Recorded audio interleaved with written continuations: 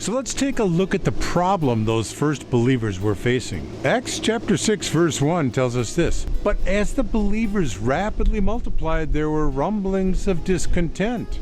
The Greek-speaking believers complained about the Hebrew-speaking believers, saying that their widows were being discriminated against in the daily distribution of food." This is the first case of racial prejudice in the Christian church. In the early days, the apostles and their helpers could easily care for everyone in the congregation. As thousands joined the growing movement, though, it was inevitable that some people or groups of people would fall through the cracks.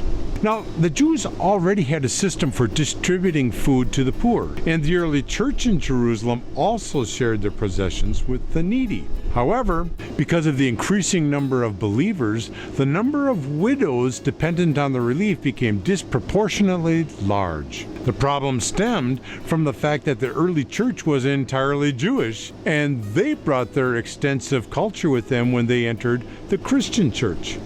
By contrast, the Greek Jews were Jewish Christian converts who spoke Greek because they had been born and raised outside Israel. When they came to Christ, they brought their Greek-speaking culture with them. This was a recipe for trouble. As long as things were going well, the difference could be ignored. However, the Jerusalem church was never wealthy, and eventually there were problems in the daily distribution of food for the widows from both groups.